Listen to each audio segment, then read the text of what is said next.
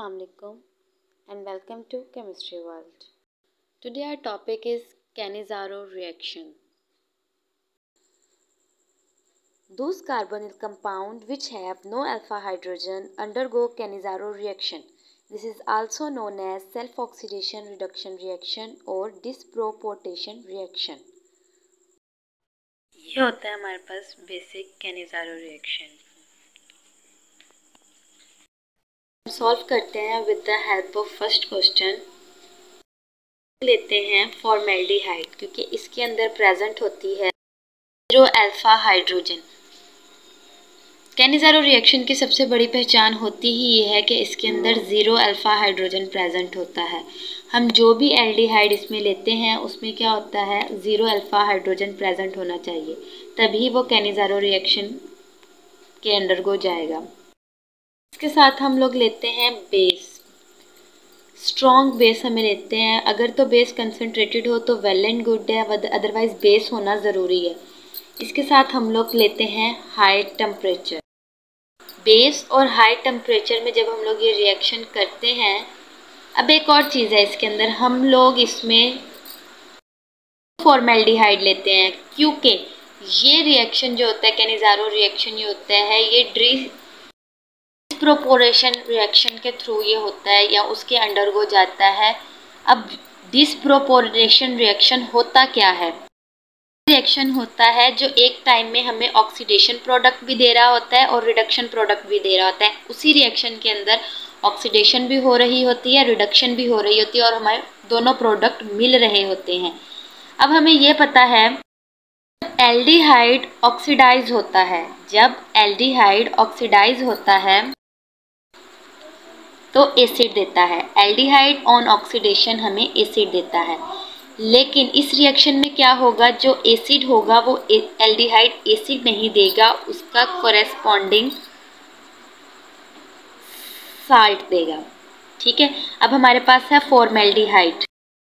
अब इसने हमें देना था फॉर्मिक एसिड क्योंकि फॉर्मेल्डिहाइड था, फॉर्मेल्डिहाइड ने हमें फॉर्मिक एसिड देना था, लेकिन ये हमें फॉर्मिक एसिड नहीं देगा, उसका कोरेस्पॉन्डिंग साल्ट देगा जो पोटाशियम फॉर्मेट होगा. क्या बनेगा हमारे पास फॉर्मेट.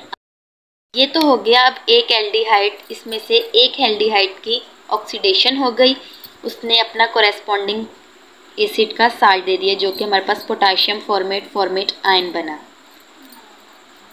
अब इसका जो दूसरा एल्डिहाइड है वो क्या करेगा, वो रिडक्शन करेगा. पता है कि एल्डिहाइड जब रिड्यूस होता है, जब रिडक्शन करता है तो हमें अल्कोहल देता है. अब हमारे पास है फॉर्मेल्डिहाइड. फॉर्मेल्डिहाइड का कोरेस्पॉन्डिंग हमारे पास जो उसका अल्कोहल होगा वो क्या होगा, मेथानॉल. हमारे पास सेकेंड एल्डिहाइड का जो हमारे पास प्रोडक्ट आएगा रिड्यूस होने पे वो हमारे पास आएगा मेथानॉल. कहते हैं इसका मैकेनिज्म ऑफ कैनिज़ारो रिएक्शन.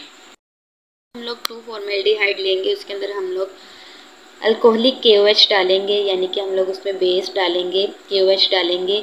अब वो एक्वस मीडियम में होगी तो ये जो हमारे पास OH नेगेटिव आयन है ये उसके ऊपर अटैक करेंगे कार्बन के ऊपर और ये जो पाई बॉन्ड होगा ये ऑक्सीजन पर शिफ्ट हो जाएगा. दूसरा फॉर्मेल्डिहाइड जो है वो हमारे पास एज इट इज़ ऐसे ही आ जाएगा.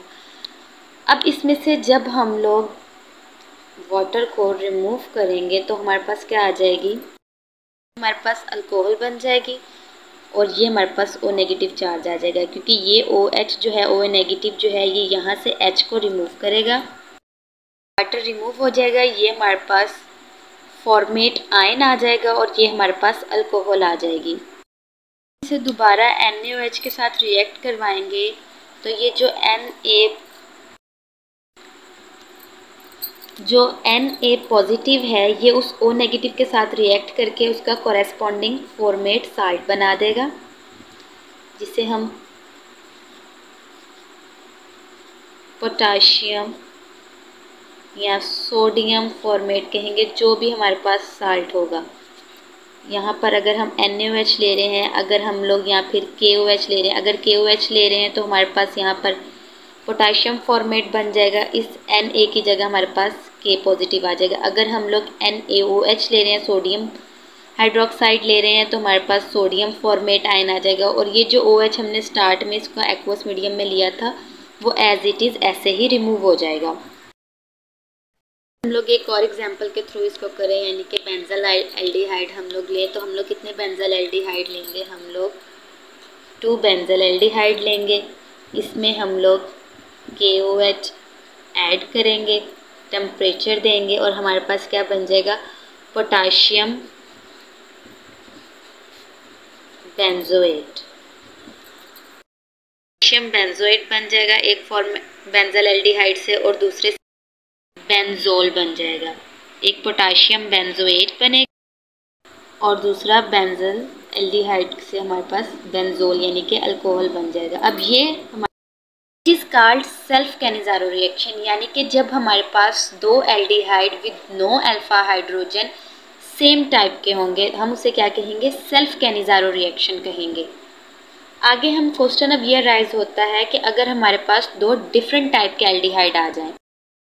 अब ये देखिए, ये हमारे पास 2 डिफरेंट टाइप ऑफ एल्डिहाइड आ गए, एक हमारे पास फॉर्मेल्डिहाइड आ गया, एक हमारे पास बेंजल एल्डिहाइड आ गया। अब इसमें हमने ये देखना है कि हमें किसको ऑक्सीडाइज करना है और किसको रिड्यूस करना है, क्योंकि आगे सेल्फ कैनिज़ारो रिएक्शन में तो हमने ये देखा कि दोनों एक जैसे होते थे, एक को ऑक्सीडाइज कर लेते थे, एक को हम लोग रिड्यूस कर लेते, लेकिन नाउ द क्वेश्चन इज किसको ऑक्सीडाइज करना है और किसको रिड्यूस करना है। हमारे पास स्मॉलर मॉलिक्यूल होगा, जैसे कि अब इसमें क्या स्मॉलर मॉलिक्यूल आ रहा है, ये हमारे पास आ रहा है फॉर्मेल्डिहाइड। वो क्या होगा, वो ऑक्सीडाइज होगा, ऑक्सीडाइज होके वो उसका कोरेस्पॉन्डिंग साल्ट बनाएगा। एल्डिहाइड से हमारे पास पोटाशियम फॉर्मेट बन गया, ठीक है, और दूसरा क्या बनाएगा, उसका कोरेस्पॉन्डिंग अल्कोहल बनाएगा ऑन द रिडक्शन बेसिस।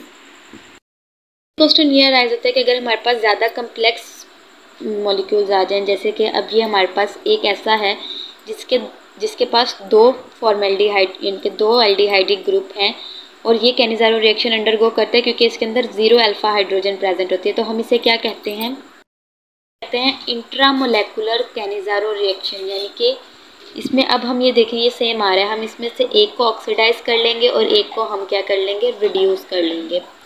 तो हमारे पास एक तो जब हम लोग ऑक्सीडाइज कर बस एक जो है वो पोटाशियम यानी कि एक उसका फॉर्मेट आयन में चेंज हो जाएगा विद इन अ मॉलिक्यूल, और एक क्या हो जाएगा, अल्कोहल में चेंज हो जाएगा। ये हमारे पास किस में होता है, इंट्रामोलेकुलर कैनिज़ारो रिएक्शन के अंदर।